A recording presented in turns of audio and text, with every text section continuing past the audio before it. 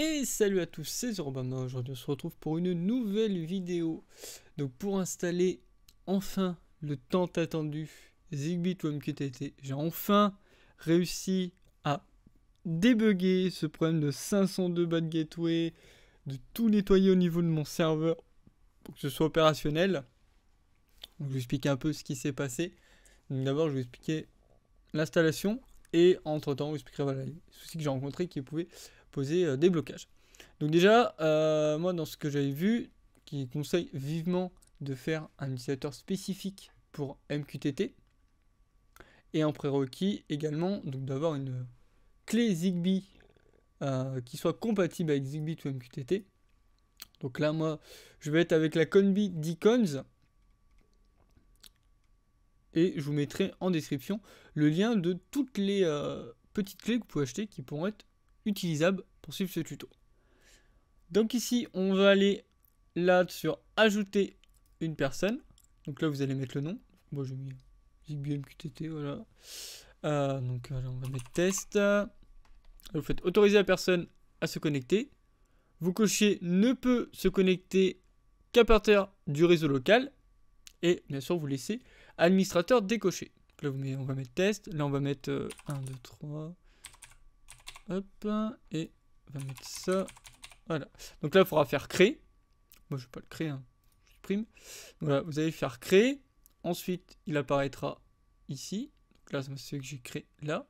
Donc avec son nom d'utilisateur. Il est actif. Sur quel réseau il peut se connecter. Donc si c'est en local ou non. Et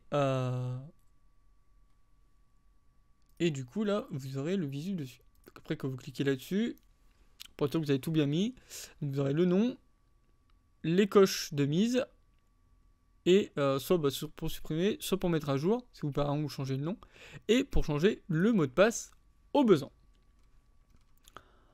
Ensuite, on va devoir aller installer quelques petites add-ons, donc on va retourner dans les paramètres, on va aller dans modules complémentaires. Donc là, il faudra d'abord installer ceci, Mosquito Broker. Donc vous ferez installer, je vous conseille de laisser cocher tout ça, mise à jour automatique, chien de garde, lancer au démarrage. Ça, tout est bon. Donc une fois que ce sera installé, il faudra aller ici dans configuration. Donc là, vous n'avez pas besoin de toucher le full chain payment, vous n'avez pas besoin de toucher le priv key. Et du coup, il faudra ajouter... donc ça, c'est pour après, parce que moi, je l'ai ajouté maintenant. Il faudra ajouter donc dans Customize, juste en dessous, login 2 points. Et donc la forme donc, que je vous mettrai avec le tiret username 2 points suivi du username que vous avez créé, donc par exemple pour Zigbee, et son password que vous avez pu créer du coup dessus. Il faudra faire enregistrer, et vous pourrez faire, on retourner dans l'info et faire démarrer la donne. Donc là vous aurez le lancement qui se fera. Ensuite, pour ajouter Zigbee to MQTT, donc il faudra retourner dans module, ici, il faudra aller tout en haut, dans dépôt. Donc là, dans dépôt, il faudra donc ajouter cette adresse-ci, que vous voyez juste là. Donc https://github.com/zigbee to MQTT/ asio-zigbee to MQTT et faire ajouter.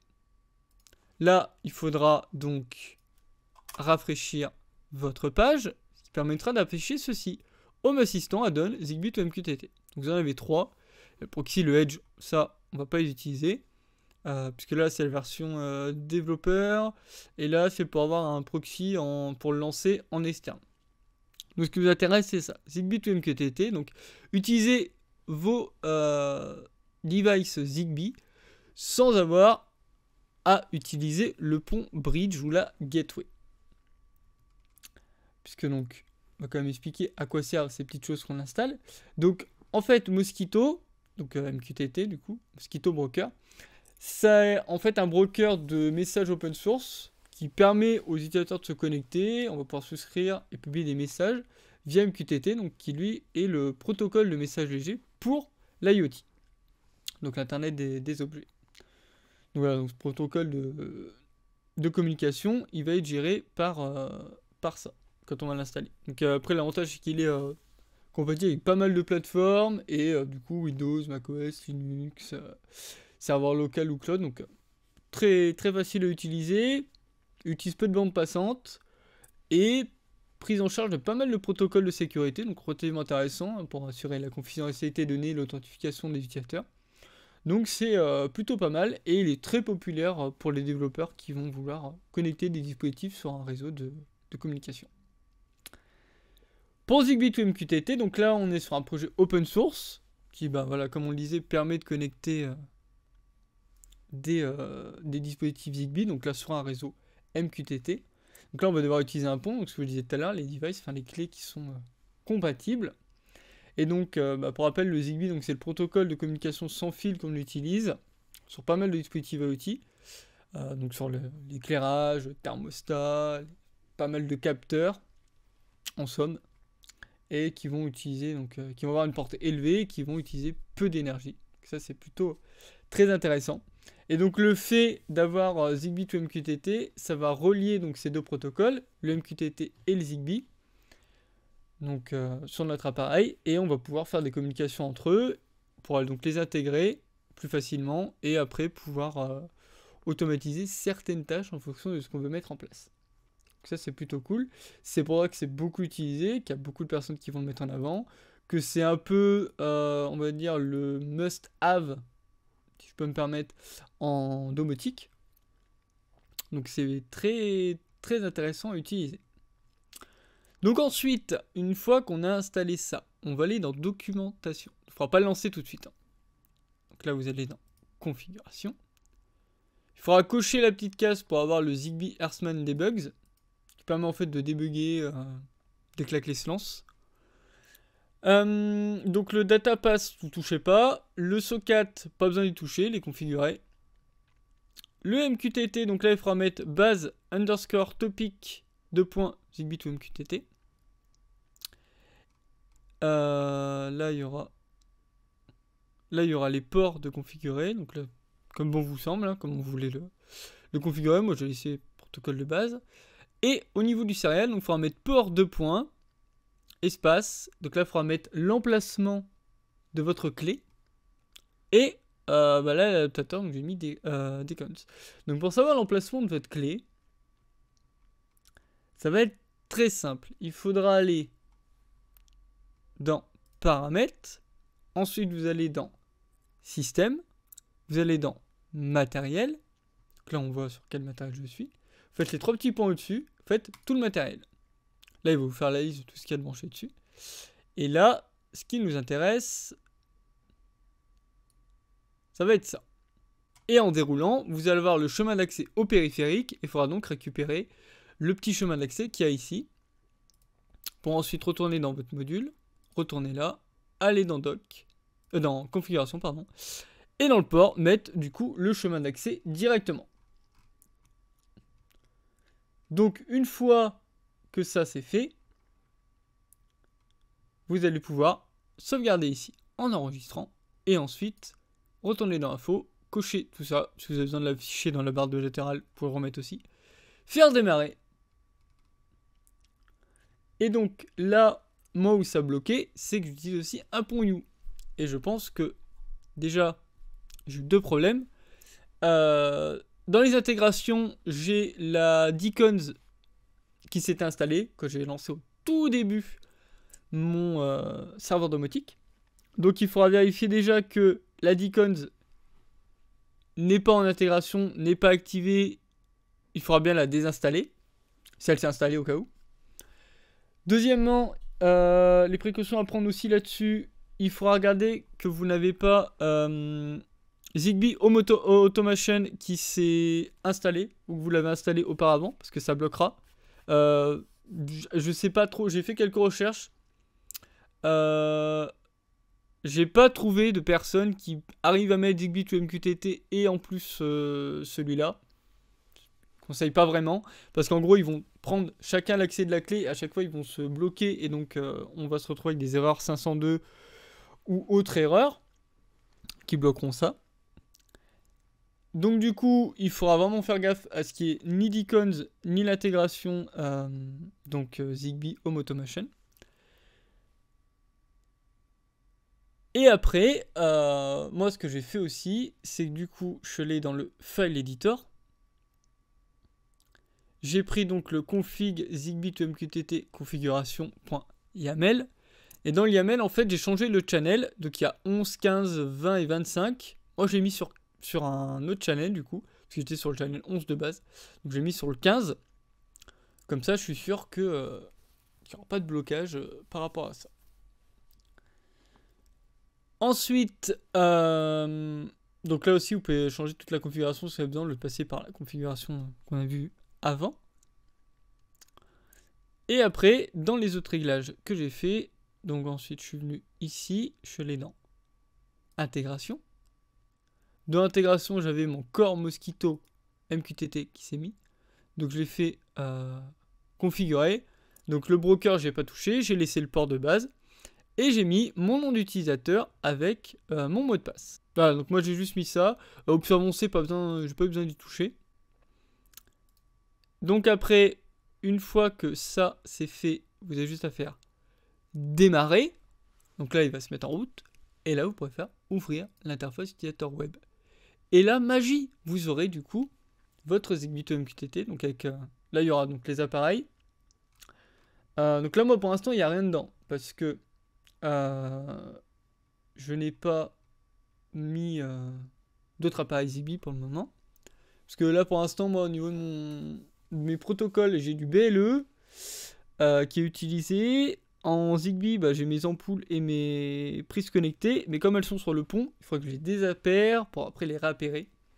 Donc, en fait, moi, comme je compte garder mon pont pour le moment et y mettre tout ce qui va être ampoule U et y mettre également tout ce qui va être les prises connectées.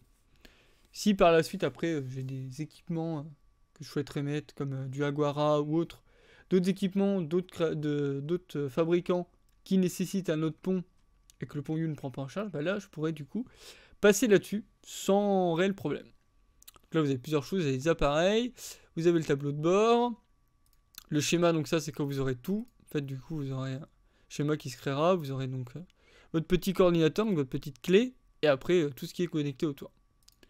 Bon, les paramètres, là-dedans, mon assistant,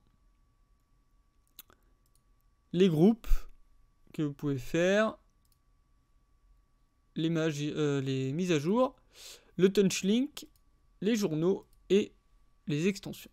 Voilà, donc il y a pas mal de paramètres à faire. Après, activer l'appairage ici, et ça se mettra...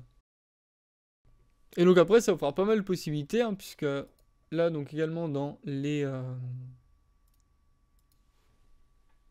Comment ça s'appelle? Là, j'ai plus le mot, ça va me revenir. Ah, dans la liste des équipements qui sont compatibles avec MQTT, quoi mettre device. Alors, faut juste que je retrouve ce que j'avais vu. Donc il y a pas mal de trucs. Hop, je vais mettre le lien ici. Est-ce que ça me la prend en compte? Donc il y a pas mal de trucs, hein. Il y a la plupart des ampoules U. Vous pouvez même filtrer sur les vendeurs. Donc, il y a du Akova, il y a du Eram. On a quoi d'autre? Benexmark. J'ai trouvé d'autres marques qui sont un peu plus connues, on va dire. Ecodim, EcoSmart, par exemple. On a Xiaomi, normalement, vers le bas. Xiaomi, voilà. Vous avez du Unitech, du TP-Link également. Deux équipements TP-Link. On va avoir aussi Aldi qui fait des objets connectés. Bah, vous pouvez les mettre dessus également. Donc il y a comme 2600 devices qui sont supportés. Il y a comme 350 vendeurs différents. Donc c'est pas négligeable, ça permet vraiment d'avoir un écosystème diversifié, mais sans trop prise de tête, puisque c'est la clé qui va faire le pont là-dessus et qui vous permettra de tout remonter. Du Nonolith aussi qu'on a dedans, du Philips, du Schneider électrique également. Voilà, il y a vraiment pas mal de marques, pas mal de choses à voir. Voilà, pas mal de trucs qui sont connus, hein, les Hugo. On a des capteurs d'eau, des contrôleurs à distance. On a des petits keypads ici. On a le Aguara Air Monitor de Xiaomi. Le wireless switch de Tuya. Ah oui, voilà, il y a Tuya aussi. Je cherche un peu ce qu'il y avait d'autre. Voilà, avec des têtes thermostatiques. Des petits capteurs de température. Du Sonoff. On a vraiment pas mal de choix. Voilà. C'est un peu la liste. Donc ça aussi, je vous le mettrai en description. En description. Comme ça, vous aurez un peu la liste de tout ce qui est possible. Et puis si vous avez déjà des produits de certaines marques, vous pouvez voir s'ils sont dedans. Comme ça, vous pourrez remonter dessus et un peu faire ce dont vous avez besoin. Donc j'espère que cette petite vous aura plu. Moi je suis très content d'avoir pu la faire puisque enfin Zigbee to MQTT fonctionne sur mon serveur domotique. Autre petite précision sur la Deacons. Faites attention au port sur lequel vous la mettez. Parce qu'elle peut ne pas être reconnue. En fait, une fois que j'avais réussi à... En fait, j'avais fait tout le ménage au niveau du système. Donc avec les intégrations et tout qui s'était mis dessus, que j'avais installé sans faire gaffe. Une fois que j'ai fait le ménage là-dessus, en fait, quand je lançais le Zigbee to MQTT, il me disait qu'il n'avait pas se connecter à l'adaptateur.